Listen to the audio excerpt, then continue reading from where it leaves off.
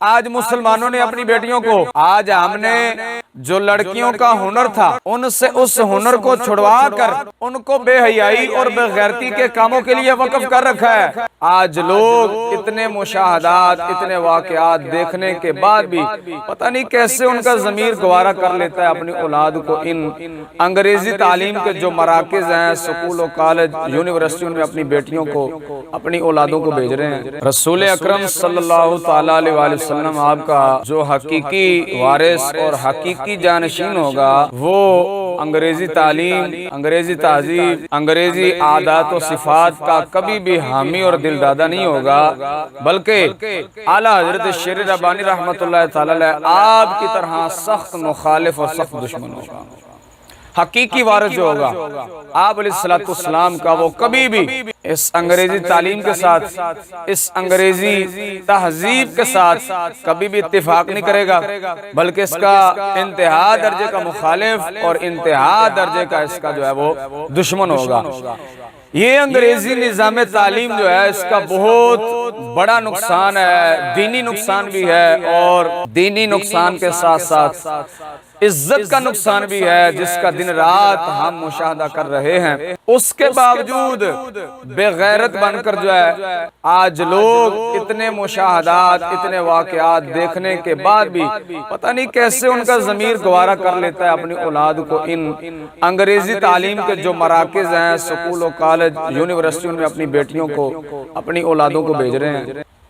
پتہ نہیں ضمیر مر چکے ہیں۔ تعصب اور اناد اور حسد کو چھوڑ کر اگر کوئی بندہ ہماری بات کو سنے گا انشاءاللہ تعالی وہ ہماری بات کے ساتھ اتفاق کرے گا کہ یار اگرچہ ہم مکالہ مل رہے ہیں لیکن آپ کی بات درست ہے۔ انہیں غیور علماء میں سے ایک عالم کہ جن کو آپ اس وقت حکیم الامت کے لقب سے یاد کرتے ہیں، تفسیر نعیمی جن کی اس وقت دنیا میں مشہور ہے، میرات المناجیح مشکاہ شریف کی شرح جن کی دنیا میں اس وقت مشہور ہے، حکیم الامت مفتی احمد یار خان نعیمی رحمت اللہ تعالی علیہ، آپ کی ایک کتاب ہے اسلامی زندگی۔ یہ کتاب آپ ملاحظہ فرما رہے ہیں بہت زبردست کتاب ہے۔ اس کتاب کو آپ لیں، خود بھی اس کا مطالعہ کریں، اور خصوصاً اپنے گھر میں اپنی بیٹیوں اور اپنے بیٹوں کو بھی پڑھنے کے لیے یہ کتاب لے کر دیں۔ بہت ہی اعلیٰ کتاب ہے آپ کی، یہ آپ اس کا ضرور مطالعہ فرمائیں۔ اب اس کتاب کے صفحہ نمبر 20 پر مفتی احمد یار خان نعیمی رحمت اللہ تعالی علیہ آپ کیا لکھتے ہیں؟ آپ فرماتے ہیں کہ لڑکیوں کو کھانا پکانا، سینہ پرونا اور گھر کے کام کاج، پاک دامنی اور شرم و حیا سکھاؤ کہ یہ لڑکیوں کا ہنر ہے۔ لڑکیوں کا ہنر بتا رہے ہیں کہ لڑکیوں کا ہنر کیا ہے۔ آج ہم نے جو لڑکیوں کا ہنر تھا ان سے اس ہنر کو چھڑوا کر ان کو بے حیائی اور بے غیرتی کے کاموں کے لیے وقف کر رکھا ہے۔ آج مسلمانوں نے اپنی بیٹیوں کو، اب ذرا غور فرماؤ کیا کہتے ہیں کہ لڑکیوں کو کھانا پکانا، سینہ پرونا اور گھر کے کام کاج، پاک دامنی اور شرم و حیا سکھاؤ کہ یہ لڑکیوں کا ہنر ہے۔ ان کو کالجیٹ اور گریجویٹ نہ بناؤ۔ کیوں؟ کیونکہ لڑکیوں کے لیے اس زمانہ میں کالج اور بازار میں کچھ فرق نہیں، بلکہ بازاری عورت کے پاس لوگ جاتے ہیں اور کالج کی لڑکی لوگوں کے پاس جاتی ہے جس کا دن رات مشاہدہ ہو رہا ہے۔ اولاً تو میں یہ بات کروں گا کہ یہ مفتی احمد یار خان نعیمی رحمہ اللہ تعالی آج سے تقریباً 60-70 سال پہلے فرما رہے ہیں۔ یہ بات انہوں نے کی ہے کہ اس زمانہ میں، اب اندازہ لگائیں کہ وہ فرما رہے ہیں کہ اپنی بیٹیوں کو گھریلو جو کام ہے، کھانا پکانا، سینہ پرونا وغیرہ گھریلو کام جو ہے وہ سکھاؤ، ان کو کالجیٹ اور گریجویٹ نہ بناؤ۔ کیوں؟ کس وجہ سے ان کو کالجیٹ اور گریجویٹ نہ بنایا جائے؟ فرمایا اس وجہ سے کہ اس زمانہ میں کالج اور بازار میں کچھ فرق نہیں ہے۔ اور بازار سے مراد یہ بازار نہیں ہے جہاں سے ہم جا کر اشیاء جو ہے وہ خرید کر لاتے ہیں۔ کالج سے، بازار سے مراد وہ مخصوص بازار ہے جہاں جا کر زنا کیا جاتا ہے، وہ بازار ہے۔ فرمایا اس زمانے میں کالج اور بازار میں کچھ فرق نہیں ہے، بلکہ بازار کی جو عورت ہے اس کے پاس لوگ چل کر جاتے ہیں، لیکن کالجی جو لڑکی ہے وہ خود چل کر لوگوں کے پاس جاتی ہے۔ اب یہ دیکھیں غیور عالم جو ہوگا، غیرت مند جو عالم ہوگا، حقیقی جو آپ علیہ السلام کا جانشین اور وارث ہوگا، وہ حقیقت پر مبنی بات کرے گا، حقیقت پر مبنی بات کرے گا، جس کا انکار نہیں کیا جائے گا، جس کا انکار نہیں کیا جا سکتا ہوگا۔ اب وہ آج سے 50-60 سال پہلے کی بات کر رہے ہیں کہ جس کا دن رات مشاہدہ ہو رہا ہے۔ اس وقت تو اس طرح کثرت کے ساتھ کیمرہ بھی نہیں تھا، اب تو کثرت کے ساتھ کیمرے ہیں، آئے دن با دن کو نیا واقعہ ہوتا ہے، ابھی فلاں کالج میں فلاں یونیورسٹی میں اس طرح ہو گیا، اس طرح ہو گیا، اس طرح ہو گیا، لیکن سمجھ نہیں آتی اس کے باوجود بھی مسلمان اپنی بیٹیوں کو وہاں کیسے چھوڑ کر آتے ہیں اور ان کا ضمیر کیسے گوارا کر لیتا ہے۔ یہ آج تک میری بات جو ہے وہ سمجھ نہیں آ رہی ہے۔ اللہ قرآن حکیم میں فرما رہا ہے، یا ایھا الذین آمنوا قوا انفسکم واہلیکم نارا، اے ایمان والو اپنے آپ کو اور اپنے گھر والوں کو جہنم کی آگ سے بچاؤ۔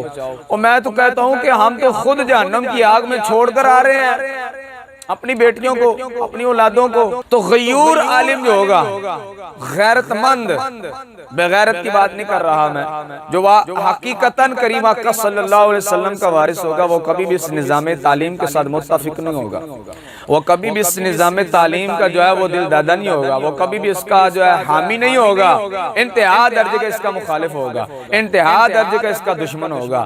اب اندازہ لگائیں، میں یہ بات پوچھتا ہوں، پورے ملک پاکستان کے اندر اس وقت غیرت، حیا، پردہ، اس کی بات کرنا یہ ہم چشتیوں کا ترہ امتیاز بن چکا ہے۔ آپ جب بھی کہیں انگریزی نظام تعلیم کے مخالف بات کریں گے، لوگ آپ کو کہیں گے لگتا ہے آپ چشتی ہو گئے ہیں۔ آپ غیرت کی بات کریں گے، لوگ کہیں گے لگتا ہے آپ چشتی ہو گئے ہیں۔ آپ بے پردگی کے، بے حیائی کے، بے شرمی کے، بے غیرتی کے خلاف بولیں گے، لوگ کہیں گے شاید آپ چشتی ہو گئے ہیں۔ ارے بھائی، یہ سب چیزیں کو ہمارے چشتیوں ہی کی وراثت میں نہیں آئی، بلکہ یہ سب مسلمانوں سے اللہ کا قرآن اور مصطفیٰ صلی اللہ علیہ وسلم کا جو فرمان ہے وہ مطالبہ کرتا ہے کہ ہر مسلمان کے اندر ایمان کامل کے ساتھ ساتھ جو ہے وہ حیاء کامل بھی پایا جانا بہت ضروری ہے۔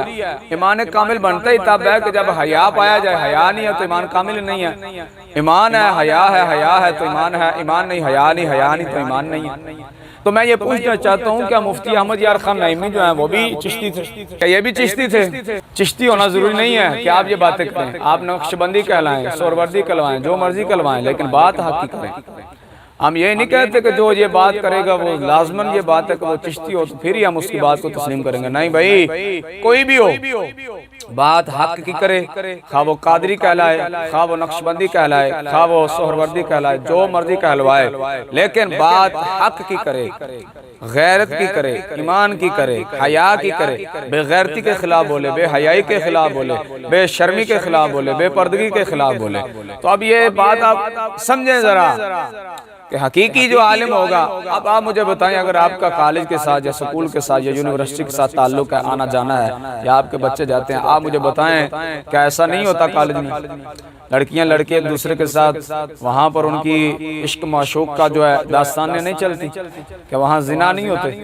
سب کچھ ہوتا ہے۔ آنکھ کا زنا تو وہاں معمولی بات ہے، آنکھ کا زنا۔ آپ علیہ السلام نے فرمایا آنکھ بھی زنا کرتی ہے، آنکھ کا زنا دیکھنا ہے، کان کا زنا سننا ہے، ہاتھ کا زنا چھونا ہے، ٹھیک ہے؟ تو یہ سب سے عام زنا جو وہاں پر ہوتا ہے وہ آنکھ کا ہوتا ہے، اس کے بعد کانوں کا، اس کے بعد شرمگاہ کا۔ پہلے نمبر پر آنکھ کا مقام ہے۔ آنکھ سب سے زیادہ ان مراکز میں زنا کرتی ہے۔ کہ آپ میری ان باتوں سے اتفاق نہیں کریں گے کہ ایسا نہیں ہوتا؟ اگر ہوتا ہے تو آپ کیسے اپنی بہن بیٹیوں کو گوارا کرتے ہیں؟ آپ کا ضمیر کیسے گوارا کرتا ہے اور آپ ان کو وہاں بھیجتے ہیں؟ ہمارا کوئی مفاد ہے کہ ہم آپ سے یہ باتیں کر رہے ہیں، اپنا دماغ کھپاتے ہیں، اپنا گلا پھاڑتے ہیں اور آپ سے یہ باتیں کرتے ہیں؟ ہمارا تو بس یہی مفاد ہے کہ مسلمانوں کی حصے جو ہیں وہ گھروں میں بیٹھ جائیں، محفوظ ہو جائیں۔ اس سے علاوہ کیا ہمیں ضرورت ہے آپ کے سامنے اس طرح آنے کی اور اس طرح آپ سے آ کر گفتگو کرنے کی؟ تو خدا را ذرا اپنے حال پر خود رحم کریں، اپنی بیٹیوں کو، اپنی بہنوں کو اسلامی ماحول کے مطابق، جس طرح ہمارا اسلامی ماحول ہوتا ہے، اپنے گھر میں ویسا ماحول بنا کر اپنی بیٹیوں کو، بہنوں کو، اپنی بیویوں کو گھروں میں محفوظ رکھیں۔ اگر میں ان مراکز کی، انگریزی تعلیم کے جو مراکز ہیں وہاں کی جو برائیاں ہیں اس پر الگ ہمارا ایک موضوع آئے گا بعد میں، وہ آپ کو اگر گنواؤں تو آپ اگر رتی برابر بھی ایمان اور حیا اور غیرت آپ کے دل میں ہوئی تو آپ خون کے آنسو روئیں گے۔ پھر کبھی سناؤں گا۔ دعا ہے کہ اللہ جل شانہ ہمیں کریم آقا صلی اللہ علیہ وسلم کا صحیح اور حقیقی معنوں میں جانشین اور وارث بننے کی توفیق عطا فرمائے۔